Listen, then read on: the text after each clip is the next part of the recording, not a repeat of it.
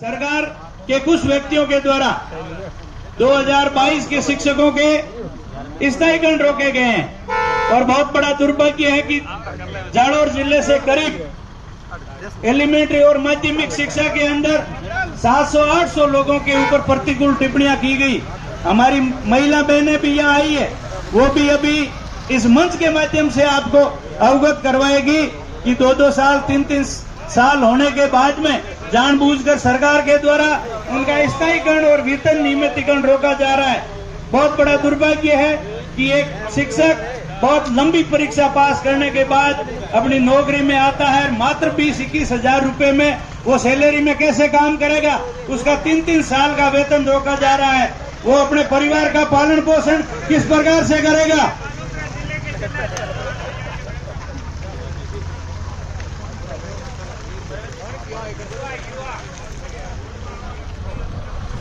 जिला अध्यक्ष जी का स्वागत है।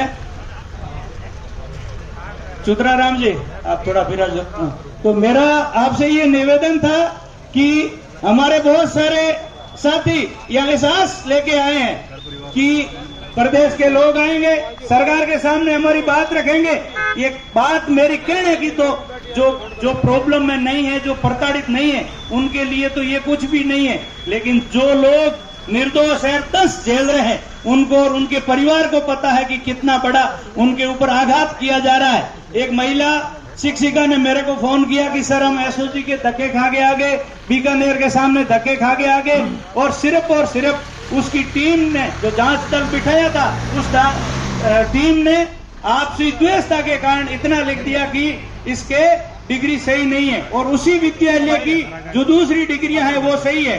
डिग्रियां जांच हो चुकी है। प्रदेश महोदय, प्रदेश अध्यक्ष जी से मेरा निवेदन है, 26 ऐसे प्रकरण जालोर के अंदर जो रीट के नाम पे उनका वेतन नियमितीकरण और स्थायीकरण रोका गया है, और वो भी जांच होके आगे 1.5 महीने पड़े हैं। जालोर जिला शिक्षा अधिकारी कार्यालय के द्वारा बीकानेर निदेशक को कई बार लेटर भी लिख दिए, लेकिन यहाँ से कोई भी जवाब नहीं आने के कारण उन लोगों के ऊपर बहुत बड़ा आर्थिक बोझ पड़ रहा है। जो व्यक्ति बहुत लंबे समय के बाद सेवा में आता है और मात्र 21 हजार रुपए में, 20 हजार रुपए में वो अपना घर कैसे चलाएगा। ये इस प्रकार के मुद्दे हैं जिन मुद्दों को ये प्रदेश के लोग किसी भी माध्यम से, किसी भी प्रभाव के माध्यम से हल करवाए जा सकते हैं।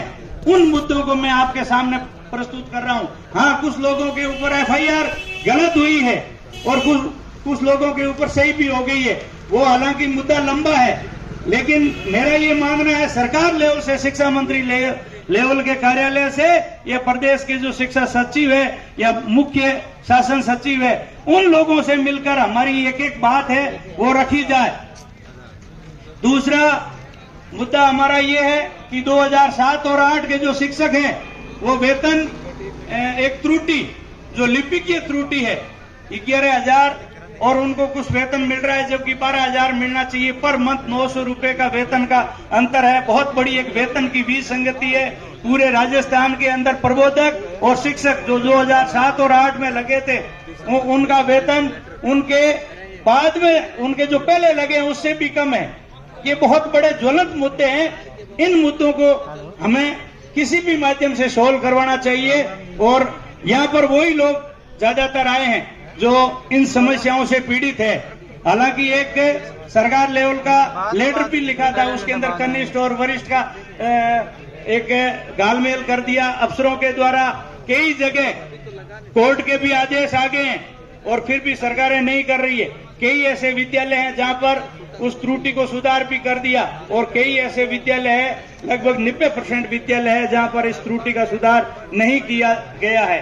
उसको छोड़ के साथियों, आज से 4 दिन पहले सरकार ने एक प्रयोग करने का प्रयास किया गया है कि कर्मचारी कितना सजग है, कर्मचारी अपने हितों के और मुद्दों के लिए और अपनी बातों के लिए कितना शिक्षित और अनुशासित रूप से रहकर कितनी समझ रखता है। एक चेक करने का प्रयास किया गया। निगम, बोर्ड और स्वायत्तशासी संस्थाओं के अंदर सरकार ने पुरानी पेंशन को खत्म करके यूपीएस लागू करने का प्रयास किया। इस मंच के माध्यम से आज सरकार के इस निर्णय की हम घोर निंदा करते हैं, और यदि आप इस बात से वाकिफ रखते हैं तो सभी हाथ उठाकर अपना समर्थन दें कि हम सभी कर्मचारी क्या चाहते हैं, पुरानी पेंशन चाहते हैं।